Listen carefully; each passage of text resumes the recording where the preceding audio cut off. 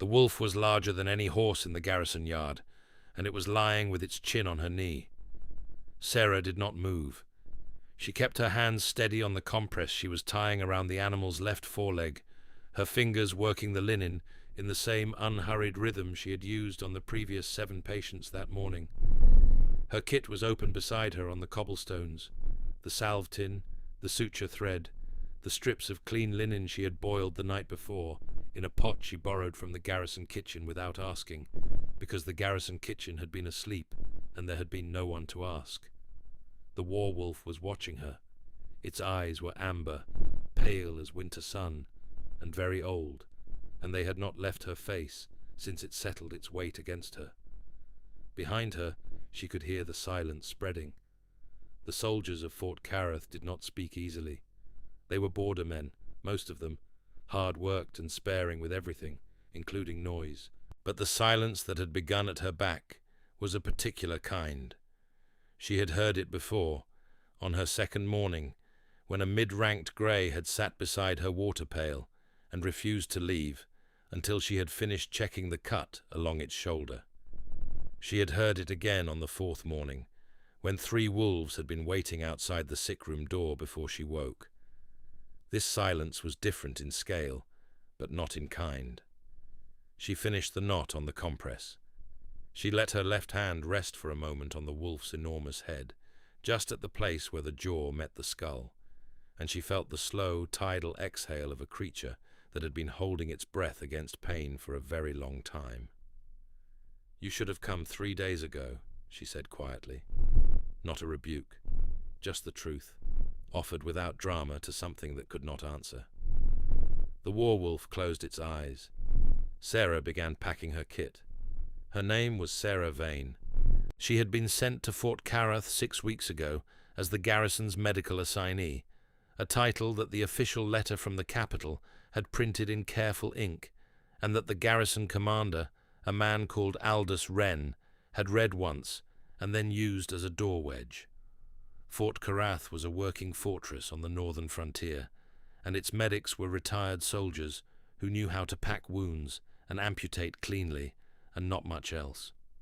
The capital had sent her because 3 of those medics had died of the same fever that had swept the garrison the previous autumn, and because Sarah Vane was available and had a classification of field healer on her credentials, and because no one with a better classification had wanted to come. She had arrived on a grey morning in early winter, with a pack of supplies, and a second pack of books, and a third, smaller kit she had assembled herself from resources the official supply list did not include. She had introduced herself to Commander Wren, who had looked at her the way people always looked at her, through her really, the gaze going past her to check whether there was someone more useful standing behind, and had been shown to a sick room the size of a large closet, and told the garrison's medical needs were not extensive. That had been 6 weeks ago.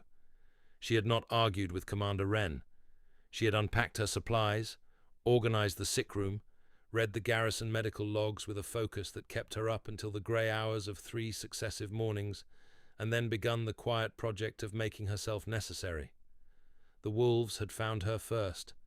Fort Carath kept a pack, 43 wolves of varying rank, including the great war-wolf that she was currently lifting her hand from. The pack was not, technically, her responsibility. The pack fell under the command structure of the garrison's senior shifters, who reported to the Alpha King's second-in-command, who reported to the Alpha King himself. Pack health was a military matter. Sarah was a medical assignee, with a closet for a sick room. The first wolf had come to her window on her 6th morning. It was a low-ranked brown, with a thorn cluster buried in its left paw, that had been festering for what looked like 2 weeks. She had been awake already. She had taken it inside, and removed the thorns, and applied the drawing salve, and sent it away with a clean wrap on the paw, and she had not told anyone, because there was no one to tell who would have cared. The word spread the way it spreads in packs, not through language, but through something older, a gradient of information that moved from wolf to wolf along channels Sarah did not have a name for. By the end of the 2nd week, the wounded came to her before they went anywhere else. By the end of the 4th week, They came to her instead of anywhere else. She kept records. That was what she did, had always done. She kept careful records in a ledger she had bought with her own money before leaving the capital, black-covered with a brass clasp, and pages that she filled in a small, steady hand. Every animal, every injury, every treatment and outcome, the date and the weather, and the specific details of presentation. She recorded the war wolf under its garrison designation. Primary garrison asset, Fort Carath, designation W1, and noted the injury, a deep laceration along the left foreleg, consistent with a wire snare, and the treatment, and the date. And then she closed the ledger, and set it on the edge of her work table, and went to find breakfast. She was eating her porridge at the far end of the kitchen table, the end closest to the door, closest to the exit, the place she always chose, when Commander Wren's second came to find her. His name was Dorvath.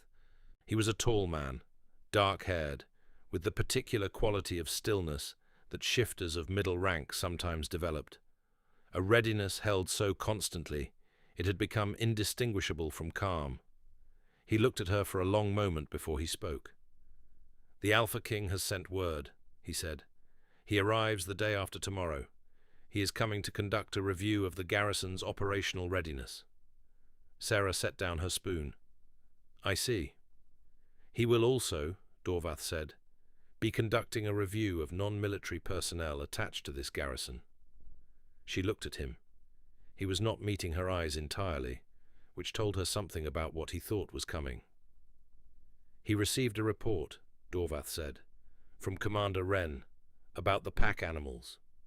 "About my treatment of the pack animals, you mean? About your unauthorized treatment of pack assets?"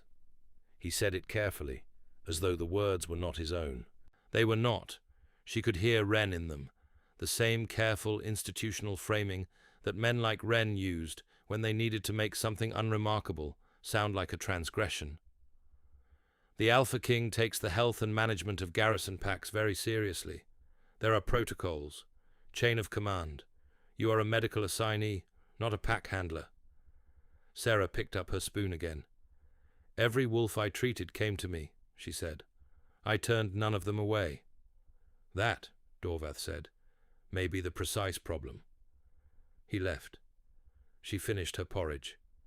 She thought, as she washed her bowl in the cold garrison sink, about the Alpha King of the northern reaches, Calith Var, seventh of that name, who had held the border territories for 9 years, and held them by force of will and reputation in roughly equal measure. She had never seen him.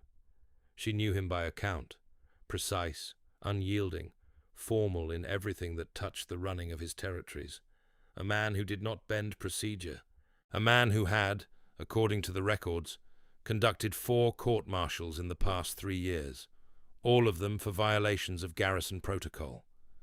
She thought about the ledger on her work table. She thought about the 43 wolves she had treated, recorded, and sent back to health. She thought about the war wolf with its chin on her knee, and its amber eyes closed for the first time, in what she suspected was a long time. She dried her hands and went back to work. The Alpha King arrived at mid-morning on a horse the color of winter ash, with 20 riders at his back, and the kind of entrance that did not require announcement, because the fortress seemed to already know. Doors opened, the yard cleared. Soldiers who had been slouching against walls became vertical. Commander Wren was there to meet him, red-faced and formal, in a way that suggested he had been practicing his posture since the night before. Sarah watched from the sick-room window, which had a good angle on the yard. He was tall. That was the first thing, not the title, not the reputation, but the simple physical fact of him in a space. He dismounted in one motion, and she noticed the way the soldiers around him recalibrated, the way everyone in the yard oriented toward him slightly, without seeming to mean to. His hair was dark, cut short at the sides. His face, at this distance, was difficult to read. He spoke to Commander Wren. She could not hear the words. She watched Wren's face do something complicated. Then the Alpha King looked up at the window where she was standing. She did not move away. She met the look for a moment. His eyes were dark, and the distance was real, but not so great that she could not tell he had registered her. And then she went back to the work on her table. She had patience. The court-martial, as Commander Wren had taken to calling it in the 3 conversations he had since had with Sarah, was scheduled for the following morning. She would be expected to appear before the Alpha King and his review officers and account for her actions. The framing that Wren had prepared, and she had been given a copy of it, because the regulations required that she have a copy, described her conduct as unauthorized engagement with restricted garrison assets, circumvention of pack management hierarchy, and potential disruption to operational pack integrity. The language was precise and comprehensive, and completely accurate in every particular that was capable of being made to sound damning. She read it twice. She set it on the table beside the ledger. She spent the rest of the day and most of the evening with her patients.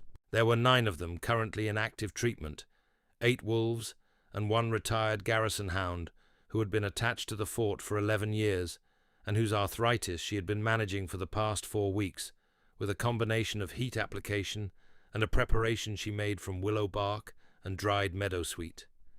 The hound's name was Garrison, which was not a creative name, but was a sturdy one, and he slept at the foot of her cot with a faithfulness that she had done nothing to discourage. At around the 3rd hour past midnight, when the fortress was as quiet as it ever got, she heard something outside the sick-room door. She opened it. The war-wolf was sitting in the corridor. It was too large for the corridor.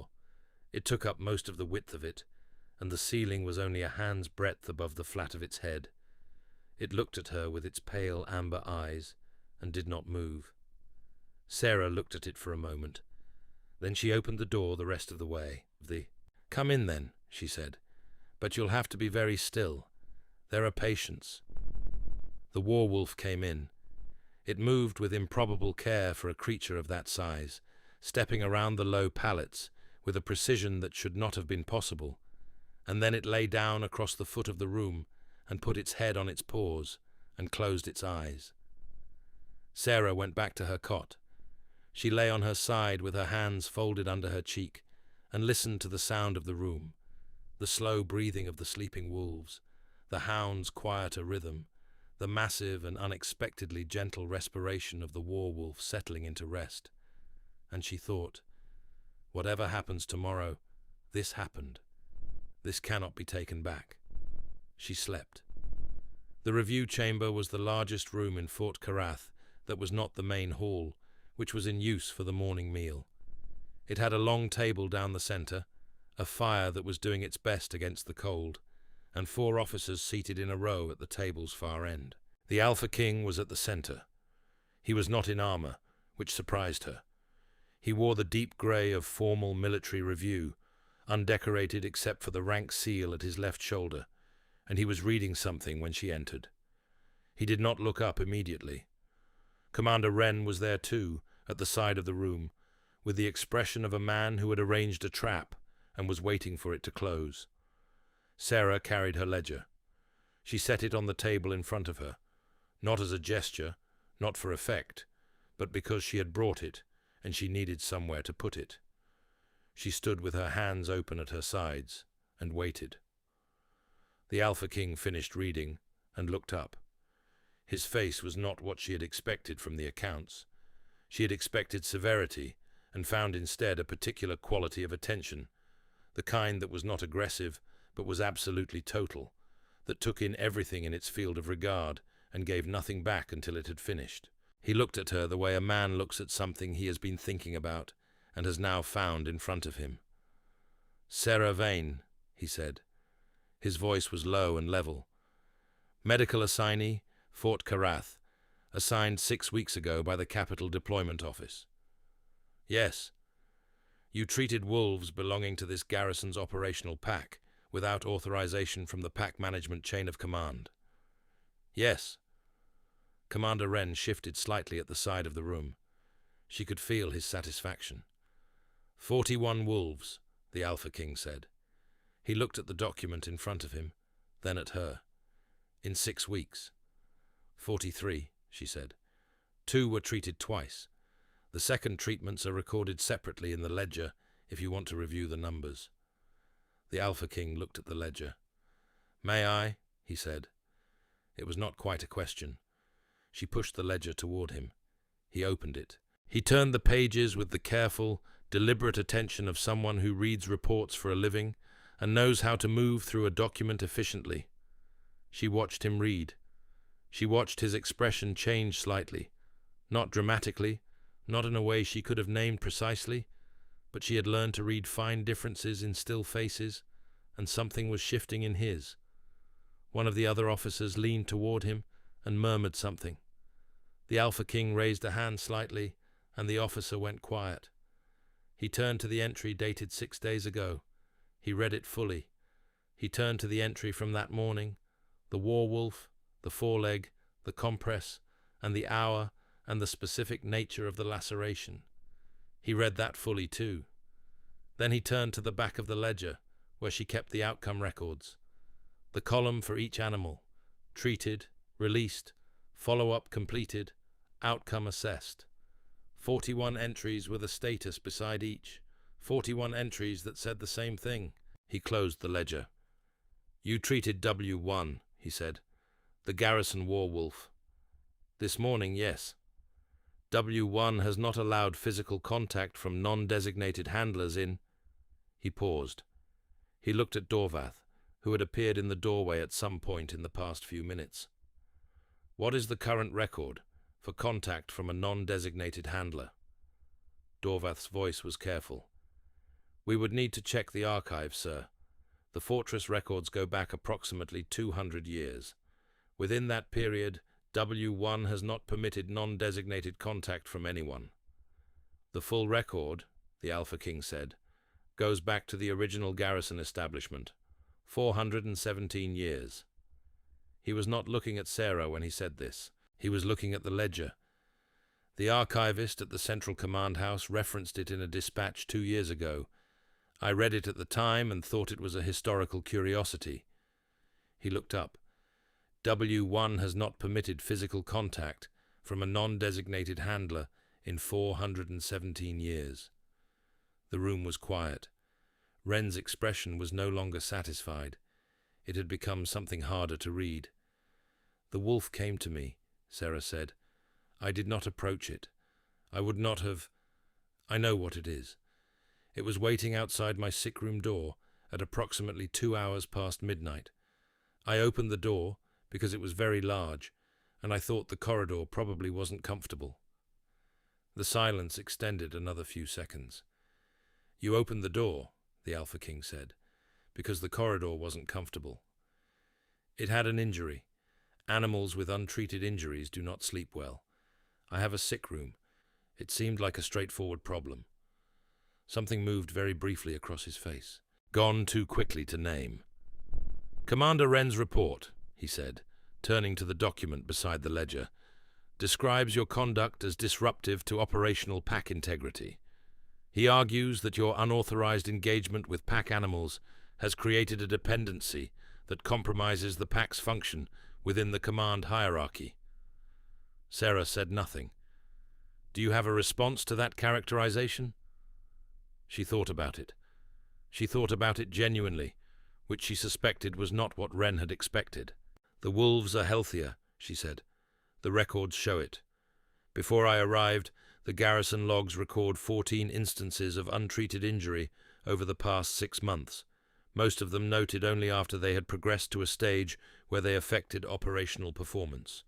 In 6 weeks, I have treated 43 animals, none of which reached that stage, and all of which are currently at full operational capability." She paused.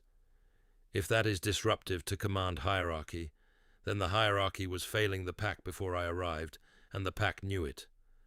Commander Wren made a sound at the side of the room. The Alpha King did not look at him. "The pack knew it," the Alpha King repeated. "Wolves are not political," Sarah said. "They go where the care is. I was not trying to circumvent anything. I was doing what I was sent here to do." She met his eyes steadily. I was just doing it for all the patients I could actually help, not only the ones my title specified. The Alpha King studied her for a long moment. "Leave us," he said to the room. Commander Wren did not move immediately. Then he did. The officers filed out. Dorvath lingered briefly at the door, and then went. The door closed. The Alpha King looked at the ledger. 417 years, he said, not as if he was speaking to her particularly. That figure is exact. The archivist cited the founding record. The first-generation Warwolf, when it was bonded to the fortress, allowed contact from the founding garrison's healer. That healer died. The bond did not transfer. He turned a page of the ledger, though she suspected he was no longer reading it. W1 has been the same wolf, in the way that warwolves are the same wolf across generations, the lineage continuous, the bond carrying forward. For 417 years it has carried a bond with no living holder. Sarah said nothing. She was listening. "My own wolf," he said, "has been restless since I arrived. That is not a thing I say lightly or to many people. My wolf is not restless. It is the most controlled aspect of my nature, because I have spent considerable effort making it so." He looked up. "It has been standing at the edge of my control since this morning, and it has not told me why. I have learned in 9 years to pay attention when it does that." The fire shifted. Cold air moved through a gap somewhere in the old stone. "I am not going to court-martial you," he said. "Wren's report will be filed and closed. You'll receive a formal notation in your record, unauthorized engagement with pack assets, and it will not affect your standing." Sarah let out a breath. "Thank you. Don't thank me yet." His tone was not unkind. "I have a question." "Ask it." "The wolf in your sick room this morning," he said. "You told it that it should have come 3 days ago. How did you know it had been waiting 3 days?" She thought about it. The nature of the injury, the degree of inflammation relative to the likely cause. Wire snares are common in the northern perimeter. The scouts check them irregularly. A laceration from a snare at that depth would have presented differently if it were fresh. She paused. It was also moving very carefully when it came to me. The kind of careful that means a thing has been protecting an injury for a while and has learned where the edges of the pain are. He watched her say this. The quality of his attention did not change. "Sit down," he said. It was not a command. It was the closest he apparently came to an invitation. "There's a great deal I need to understand about the state of this garrison, and Wren's reports have been incomplete. I believe you have been here 6 weeks, and I believe you have been watching." Sarah sat down across the table from the Alpha King of the Northern Reaches. She folded her hands on the table in front of her. She said, "Where would you like me to start?" What followed was 3 hours that did not feel like 3 hours. She had expected an interrogation and received instead a conversation, or the closest thing to a conversation that a man of his particular formation apparently offered, which was a series of precise questions delivered in an uninterrupted sequence, each building on the answer that preceded it, with occasional silence when he was thinking, and no silence that felt like waiting for her to be less than she was. She told him what she had seen, the garrison's supply chains and their irregularities, the pack's health patterns over the 6-week period she had records for, the specific ways in which Wren's management style had created gaps that the soldiers had learned to work around rather than report. She told it all in the same voice she used with her patients, the same steady, specific, unembellished voice that gave the facts their full weight without adding drama they did not need. He listened with his whole attention. He took notes in a hand that was brief and decisive. He asked about the northern perimeter wolves specifically, and she told him what she had observed in 3 of them that suggested a stress response consistent with irregular patrol schedules, and he was quiet for a long moment after that. At one point, in the middle of a description of the supply irregularities, she noticed that his wolf was visible, not literally, but in the way that a shifter's animal sometimes surfaces at the edges of their stillness, a quality of presence that was more than human. an additional attention looking out from behind the human face. She did not comment on it. She kept talking. He walked the garrison with her in the afternoon. She showed him what she had shown no one, because no one had been interested. The specific details of 6 weeks of careful observation, the things she had written down, and the things she had simply held in her mind because she had no official channel to put them anywhere. He walked beside her through the cold corridors and the yards, and the wolves that they passed oriented toward her, and she noticed him noticing it. At one point, the war-wolf appeared at the far end of a corridor and walked directly toward them at a pace that should have been alarming, and was not. It came to Sarah. It put its great head against her shoulder briefly, and then sat back on its haunches and looked at the Alpha King. The Alpha King looked at it for a long moment. Then he put his hand out, slowly, at hip height, palm up, and the war-wolf looked at it and looked away.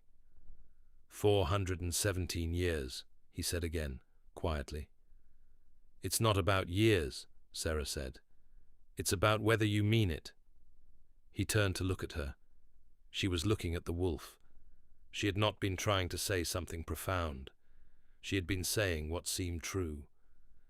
Whether you mean it, he said. Care, she said. They know. Animals know. They are very patient with people learning, but they know when someone means it, and when someone is going through the motions. She glanced at him. Your wolf knows. I suspect that's why it's been restless. He said nothing for a long time. Stay, he said finally. Not a command. Something else. Not as medical assignee.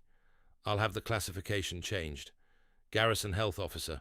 Full authority over pack health, sick room, and medical supply chain.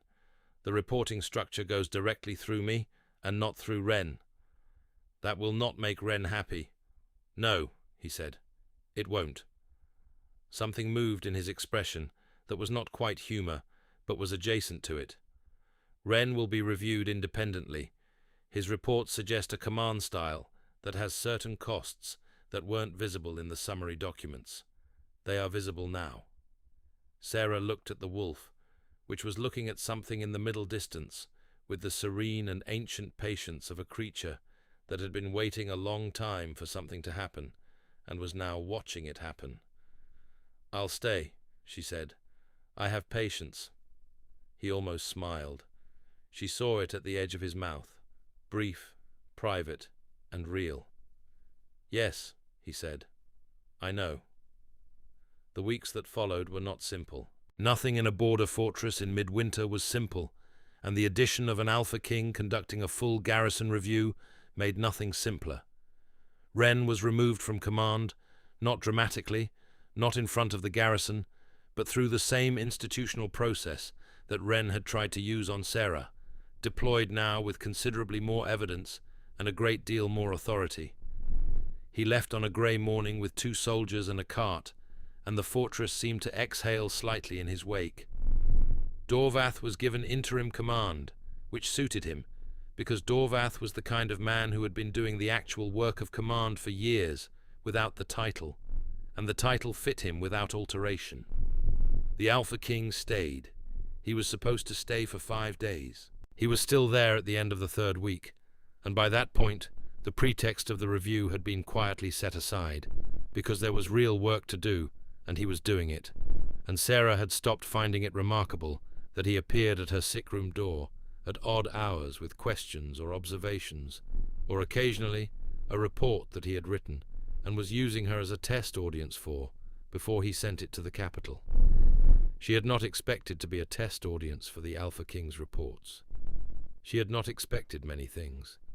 She had not expected the way he watched her work, not with predatory attention, not with the kind of looking that needed to be deflected, but with the focused, gathering attention of someone who was learning something and knew it. She would be in the middle of treating a wolf, her hands occupied, and her concentration on the task, and she would feel the quality of the room shift, and she would look up, and he would be in the doorway with that total, still attention, watching her. He never entered the sick room without asking. He asked once whether it was a preference or a rule, and she said it was courtesy to the patients who had not given their consent to additional observers, and he said that was reasonable, and went on asking every time. She noticed that the wolves relaxed when he was near her, not in a way they didn't relax around him alone. He was their alpha king, and the pack responded to him with the full weight of that designation, but in a different way, a way she did not have clinical language for. When she was with him, they settled. The great war wolf, which had returned to the sick-room corridor each night for 3 weeks, lay down in the direct eye line between them when they were in the same room, as though its presence were completing some circuit that had been open too long. "It is placing itself between us," he observed one evening, looking down at the war wolf lying across the width of the command room floor. "It is placing itself with us," she corrected. "There's a difference." He looked at her. "It is not guarding against something," she said. "It is guarding towards something. The direction of the attention is outward, not between." She paused. "Though I admit I could be reading it wrong." "You're not reading it wrong," he said. He sat on the edge of the table, which was a posture she had noticed he only used when he was thinking, and had stopped performing composure. "My wolf is not restless anymore." She looked up from the report she was annotating. "It found what it was looking for," he said. He said it with the precise, costly honesty she had come to recognize as his version of vulnerability, the information offered directly, without protective framing, because he had decided it was true, and he did not believe in saying things indirectly when they could be said clearly. "Or it will have, if you are willing." The fire, the cold stone walls, the war wolf breathing slowly in the space between them, and not between them. "I am not a decision your wolf makes for you," she said. It was not a rebuke. It was the kind of thing she had learned to say precisely. "No," he agreed. "You're not." He looked at her steadily. "I am asking. The wolf agrees, but I am asking. Those are different things, and I know they are different things." She thought about the 6 weeks before his arrival, and the 3 weeks since, and the particular quality of this fortress in the cold winter light, and the fact that she had slept better here than she had slept anywhere in 3 years. She thought about the ledger, which was half full now, which she would need another ledger for by spring. "Ask properly, then," she said. He asked properly. It cost him something to do it. She could see that. Not the asking itself, but the openness of it, the absence of armor. She had observed enough people in enough unguarded moments to know that she was seeing a thing he gave to no one without very significant intent. She said yes, not to the wolf, to him. That was not, of course, the end of the complications. There were complications with the capital, which had opinions about the appropriate path by which an alpha king of the northern reaches might formalize a permanent partnership, and those opinions involved timelines and procedures and documentation that Sarah found deeply tedious, and that the alpha king found only slightly less tedious, though he had more practice concealing it. There were complications with 2 senior council members who had, apparently, been cultivating their own candidates for the position of the Alpha King's consort for some time, and who received the news of Sarah Vane's selection with the kind of formal civil displeasure that Type 2 schemers had perfected over generations of court attendance.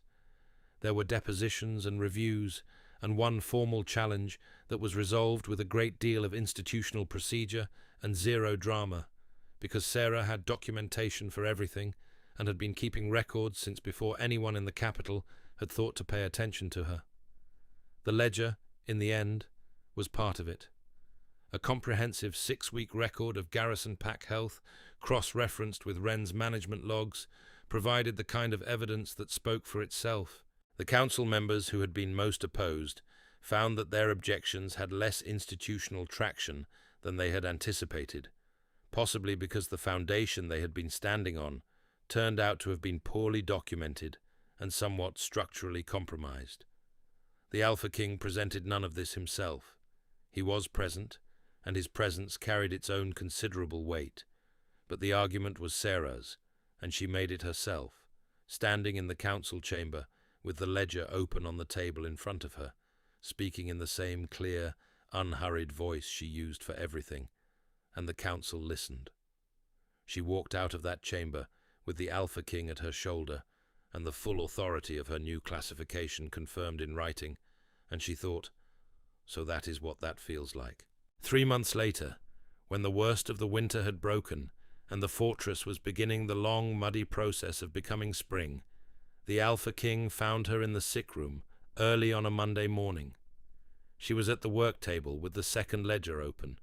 She had needed the second ledger in February, as she had anticipated, making notes on the overnight observations. Garrison the hound was asleep at her feet, his grey muzzle on her left boot.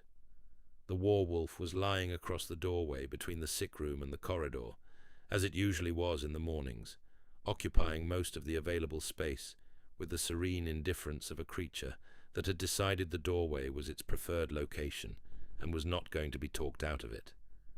The Alpha King stepped over the war-wolf with the practiced economy of a man who had been doing this for 3 months and had not yet found a better solution.